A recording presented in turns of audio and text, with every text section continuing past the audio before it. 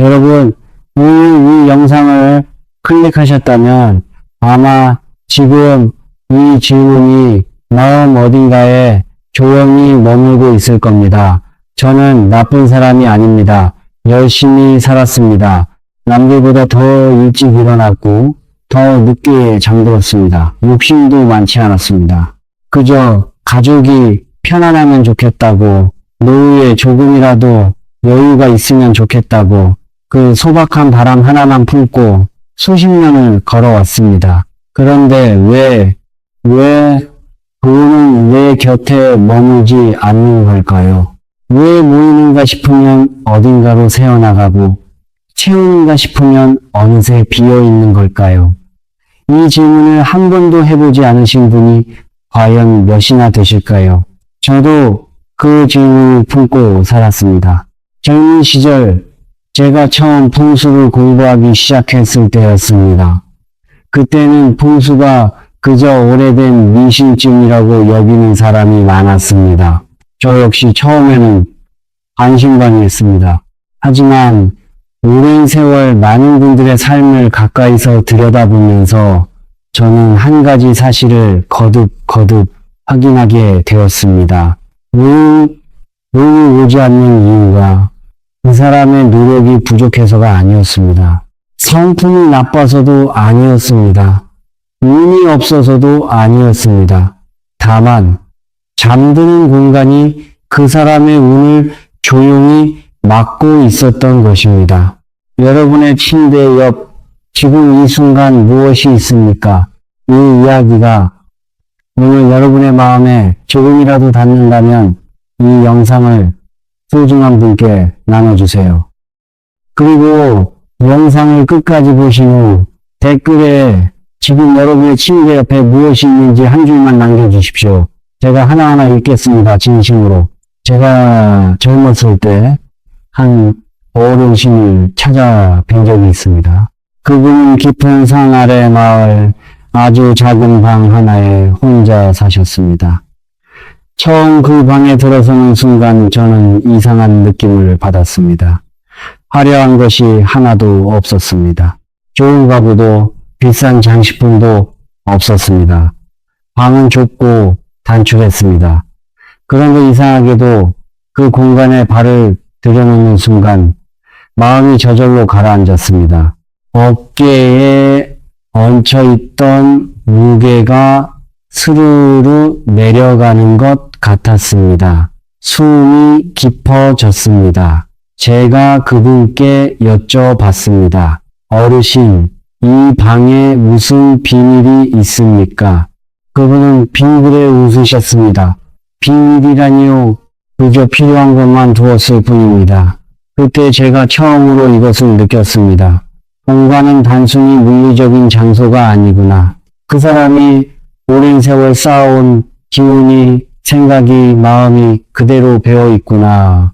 공간은 그 사람의 내면을 고스란히 담고 있는 그릇이구나. 우리 선조들은 잠을 자는 시간을 단순한 휴식으로 보지 않았습니다. 하루 동안 소모된 기운이 회복되고 우주의 흐름과 내 몸이 다시 연결되는 신성한 시간으로 여겼습니다. 낮에는 우리가 세상 속에서 움직이며 기운을 씁니다. 그런데 밤에 잠드는 그 시간만큼은 우리가 세상의 문을 닫고 우주의 품 안에 안기는 시간입니다. 그 시간 동안 하늘의 기운이 우리 몸 안으로 들어옵니다. 지친 세포가 다시 살아납니다. 흐트러진 마음이 다시 모입니다. 그렇게 잠드는 공간, 특히 침대와 그 주변은 단순한 가구의 문제가 아닙니다. 그것은 내가 매일 밤 우주에 어떤 신호를 보내느냐의 문제입니다. 탁하고 어지러운 공간에서 잠든 사람과 맑고 정돈된 공간에서 잠든 사람, 두 사람이 아침에 눈을 뜰 때 받아들이는 기운이 이미 다릅니다. 같은 8시간을 자도 한 사람은 개운하게 일어나고 한 사람은 더 무겁게 일어납니다. 여러분, 혹시 충분히 잤는데도 아침이 무거우신 적이 있으십니까?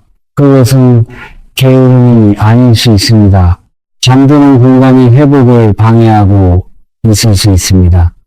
제가 이 길을 걸어오며 수없이 많은 분들의 공간을 살펴봤습니다. 처음에는 제가 눈에 보이는 것들만 봤습니다. 가구 배치, 창문 방향, 벽의 색깔. 그런데 시간이 흐르면서 저는 눈에 보이지 않는 것들을 보기 시작했습니다. 그 공간에 사는 사람의 마음 상태, 그 사람이 자신을 얼마나 소중히 여기는지, 그거를 맞이할 준비가 되어 있는지, 아니면 무의식 속에서 스스로를 가두고 있는지, 저는 수십 년 동안 많은 분들의 공간을 살펴보면서 한 가지 공통점을 발견했습니다. 눈이 모이지 않는 분들의 침대 옆에는 반드시라고 해도 좋을 만큼 특정한 물건들이 있었습니다. 말씀드리기 전에 먼저 하나를 여쭤보겠습니다. 지금 이 순간 여러분의 침대 옆에는 무엇이 있습니까? 눈을 감고 한번 떠올려 보십시오. 그중 가장 안타까운 것은 휴대폰이었습니다. 대부분의 분들이 그러십니다. 자기 직전까지 휴대폰을 들여다보십니다. 뉴스를 읽으십니다. 그날의 마지막 감정이 불안이거나 분노거나 슬픔인 채로 눈을 감으십니다. 그리고 그 기계를 머리맡에 두고 주무십니다. 저는 이것이 얼마나 안타까운 일인지 말로 다 표현하기가 어렵습니다. 그 기계는 밤새 쉬지 않습니다. 눈에 보이지 않는 파동을 계속해서 내보냅니다. 우리가 가장 깊은 잠 속에 있는 그 시간에도 그 기계는 깨어 있습니다. 재물의 기운 고요함 속에서 자랍니다. 재물은 시끄러운 것을 싫어합니다. 재물은 분주하고 어지러운 기운 속에서는 뿌리를 내리지 못합니다. 그런데 우리가 가장 깊이 잠드는 그 신성한 시간에 그 고요함이 매일 밤 깨어지고 있는 것입니다. 또 어떤 분들은 처리하지 못한 서류들을 머리맡에 쌓아두십니다. 아직 내지 못한 고지서, 읽다만 책들, 해결하지 못한 일들의 흔적들, 그것들이 무엇을 상징하는지 생각해 보신 적 있으십니까? 그것은 아직 끝나지 않은 걱정들의 무게입니다. 내일 해결해야 할 일들의 압박입니다. 그 무게를 머리에 이고 잠드는 것입니다. 매일 밤. 그러니 잠이 깊어지지 않습니다. 꿈이 편안하지 않습니다. 아침에 일어나도 상쾌하지 않습니다. 몸은 쉬었는데 마음은 쉬지 못한 것입니다. 마음이 쉬지 못하면 기운이 회복되지 않습니다. 기운이 회복되지 않으면 새로운 것들이 들어올 자리가 없습니다. 재물도 기쁨도 좋은 인연도 모두 마찬가지입니다. 그리고 날카롭고 뾰족한 물건들이 있습니다. 장신구, 모서리가 날카로운 장식품, 각진 틀의 사진액자, 우리 선조들은 이것을 살기라고 불렀습니다. 살기라는 것은 공기 중에 떠도는 날카로운 기운입니다. 날카로운 것은 베고 찌릅니다. 물질적으로만이 아니라 기운의 차원에서도 그렇습니다. 잠든 사이 우리의 방어막이 가장 얇아진 그 순간에 그 기운이 고스란히 우리에게 닿습니다. 아무것도 느끼지 못하지만 기운은 그 사이에 조금씩 손상됩니다. 매일 밤 조금씩 쌓이고 쌓여서 결국 몸도 마음도 지치게 만드는 것입니다. 마지막으로 침대가 비치는 거울입니다. 제가 많은 분들의 방을 살펴볼 때 침대 바로 앞이나 옆에 큰 거울을 두신 분들이 생각보다 많았습니다.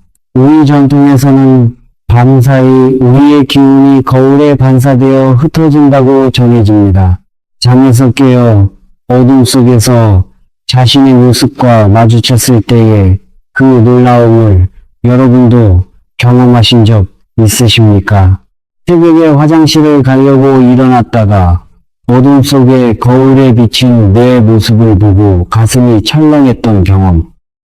그 순간의 흐트러짐이 바로 기운이 새어나가는 틈입니다. 놀란 마음이 다시 안정을 찾는데도 시간이 걸립니다. 그 사이 깊은 잠이 끊어집니다. 기운의 신앙이 방해를 받습니다. 제가 이 이야기를 드리는 것은 여러분을 놀라게 하거나 불안하게 만들려는 것이 아닙니다.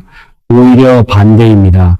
이것들을 알게 되면 바꿀 수 있습니다. 바꿀 수 있다는 것은 희망입니다. 여러분, 솔직하게 한번 여쭤보겠습니다.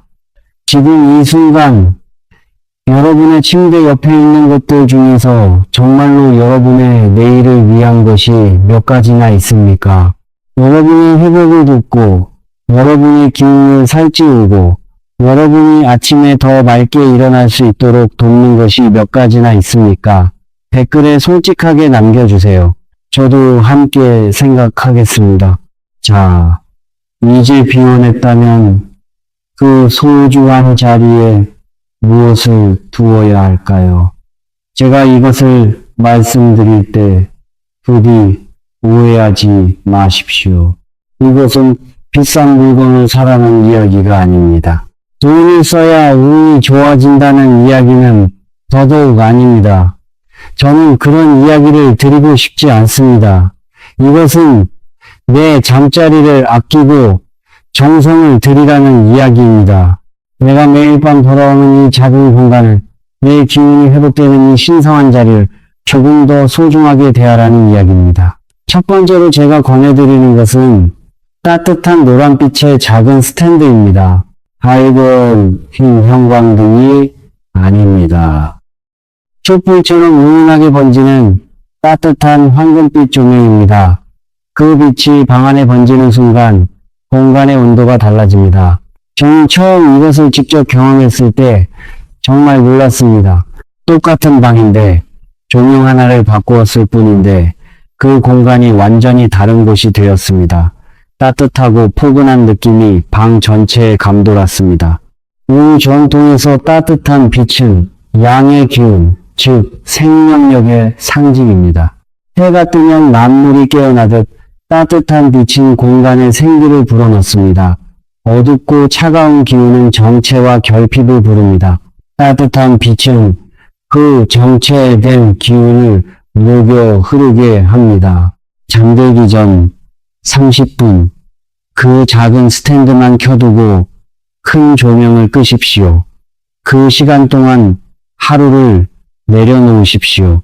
그 시간만큼은 세상의 소식으로부터 멀어지십시오. 그 따뜻한 빛 속에서 오늘 하루를 조용히 돌아보십시오. 그 습관 하나가 여러분의 밤을 바꿀 것입니다. 두 번째로 살아있는 작은 식물 하나입니다. 크고 화려한 것이 필요 없습니다. 손바닥만 한 작은 화분이면 충분합니다. 다만 둥근 잎을 가진 식물이 좋습니다. 각지고 날카로운 잎보다 동글동글하고 풍성한 잎을 가진 식물. 우리 전통에서 둥근 형태는 재물의 기운을 모은다고 전해집니다. 의경이 둥근 것도 밥그릇이 둥근 것도 다 이유가 있습니다. 둥근 것은 몰고 담는 형태입니다. 흘려보내는 것이 아니라 안으로 거두어들이는 형태입니다. 다만 이것 하나만은 반드시 명심하십시오. 반드시 건강한 식물이어야 합니다. 시들거나 죽어가는 식물은 반대의 기운을 냅니다. 생명이 빠져나가는 기운이 방 안에 가득 차게 됩니다. 제가 간혹 방문하는 분들 중에 물을 제때 주지 않아서 반쯤 죽어가는 식물을 침대 옆에 두신 분들이 있었습니다. 그분들에게 조심스럽게 말씀드렸습니다.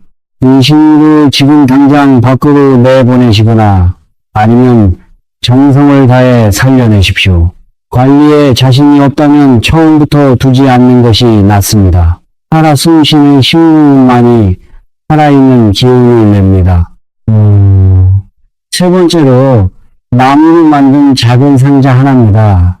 이것은 제가 오랜 세월 가장 많이 권해드린 것 중 하나입니다. 어떤 분은 처음에 웃으셨습니다. 상자를 하나 넣는다고 뭐가 달라지겠냐고. 그런데 몇 달 후에 그분이 다시 연락을 해 오셨습니다. 뭔가 달라진 것 같다고. 꼭 집어 설명하기가 어렵지만 아침에 일어날 때 마음이 다르다고. 나무는 생명을 품는 소재입니다.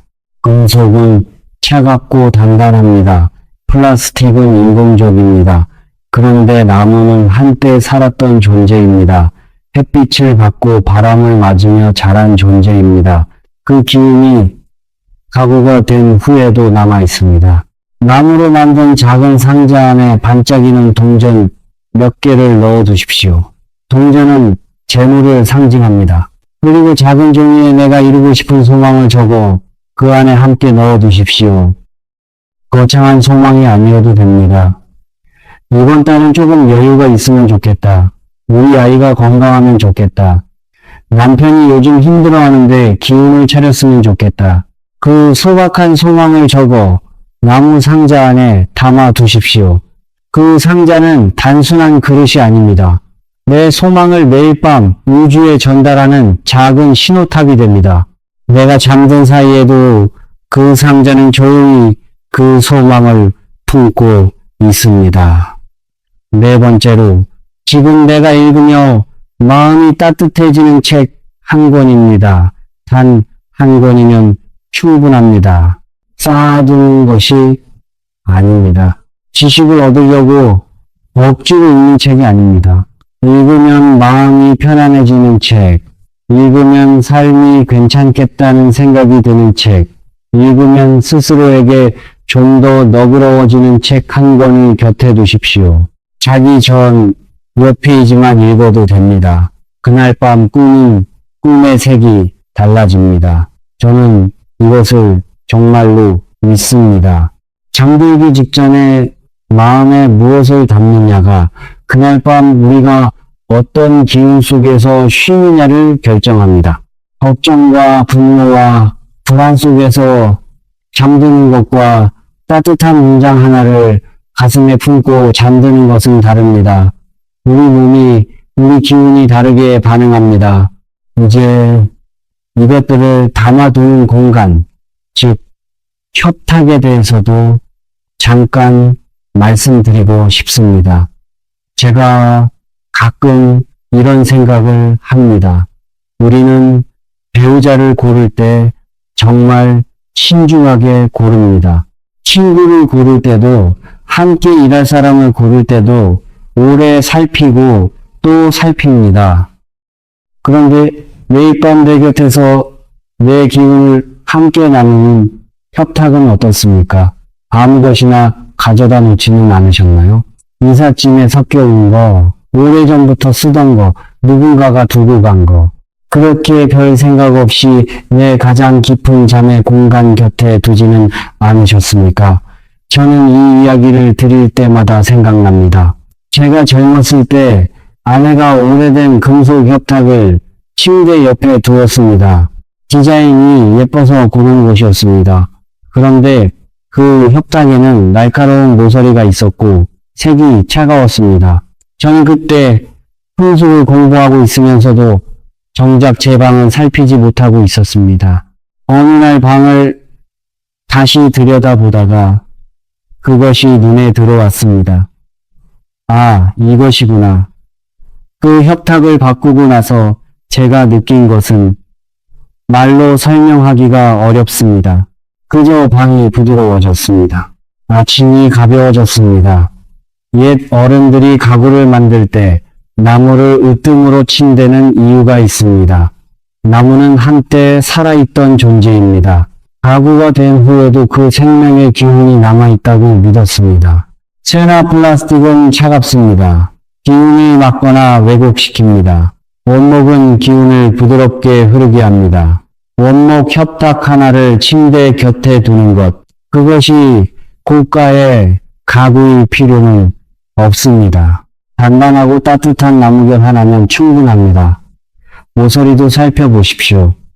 모서리가 뾰족한 협탁은 자는 동안 나를 향해 날카로운 기운을 내보냅니다. 의식하지 못하지만 밤새 그 기운이 우리 몸에 닿습니다. 부드럽게 둥근 모서리는 그 기운을 감싸 안아 순환시켜줍니다. 거칠게 내보내는 것이 아니라 부드럽게 돌아가게 합니다. 이것이 기운의 순환입니다. 풍수는 결국 기운의 흐름을 살피는 것입니다. 막힌 것을 뚫고 날카로운 것을 둥글게 하고 흩어진 것을 모으는 것. 그 원리는 삶 전체에 적용됩니다. 그리고 높이입니다. 협탁이 내 매트리스보다 훨씬 높으면 자는 동안 무언가에 짓눌리는 느낌이 옵니다. 기운이 위에서 아래로 오릅니다. 협탁은 내 매트리스와 같거나 조금 낮은 것이 좋습니다. 기운은 위에서 아래로 자연스럽게 흘러야 합니다. 내가 가장 낮은 곳에서 쉴 때 주변의 것들도 나와 같은 높이이거나 낮아야 합니다. 그래야 눌리지 않습니다. 그래야 기운이 순환합니다. 제가 오랜 세월 이 이야기들을 들으면서 만난 분들이 계십니다. 처음에는 반신반의 하셨다가 작은 것 하나를 바꾸고 나서 변화를 느끼셨다고 하시는 분들, 저는 그분들에게서 공통적인 이야기를 들었습니다. 어떤 물건을 두었기 때문에 돈이 생겼다는 이야기가 아니었습니다. 공간을 바꾸면서 내가 달라졌다는 이야기였습니다. 아침에 일어나는 기분이 달라졌다. 작은 것에 감사하게 되었다. 스스로를 조금 더 아끼게 되었다. 그리고 그 변화가 삶 전체로 조금씩 퍼져나갔다는 이야기였습니다. 저는 이것이 풍수의 진짜 힘이라고 생각합니다. 어떤 물건이 돈을 불러오는 것이 아닙니다. 내가 스스로를 소중하게 여기기 시작할 때 삶이 조금씩 달라지는 것입니다. 공간을 정돈하는 것은 내 마음을 정돈하는 것입니다. 내 잠자리에 정성을 들이는 것은 내 자신에게 정성을 들이는 것입니다. 나는 좋은 것을 누릴 자격이 있다고 매일 밤 내 행동으로 고백하는 것입니다. 저는 종종 이런 분들을 만납니다. 평생 열심히 사셨는데 정작 자신에게는 인색하신 분들, 가족을 위해서는 아낌없이 쓰시면서 내 방 하나, 내 침대 옆 하나는 아무 것이나 두시는 분들, 그분들 뵐 때마다 저는 마음이 아팠습니다. 이분이 스스로를 얼마나 뒤로 미루며 사셨을까? 내 차례는 나중이야. 나는 이 정도면 돼. 라고 얼마나 오래 스스로에게 말해왔을까? 순수 그 무의식의 말을 걸어옵니다. 당신이 잠드는 공간을 보면 당신이 스스로를 얼마나 소중히 여기는지가 보입니다. 그리고 그것을 바꾸기 시작할 때 무의식도 함께 바뀝니다. 나는 좋은 것을 누릴 자격이 있다. 나는 풍요로운 삶을 받아들일 준비가 되어 있다. 그 신호가 조금씩 내 안에서부터 퍼져나가기 시작합니다. 그리고 그 신호는 밖으로도 나갑니다. 사람은 기운을 봅니다. 의식적으로는 아니더라도 우리는 상대방의 기운을 느낍니다. 맑고 생동감 있는 기운을 가진 사람 곁에는 좋은 기회가 모입니다.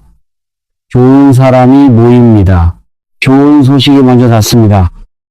이것이 우연이 아닙니다. 기운이 기운을 부르는 것입니다.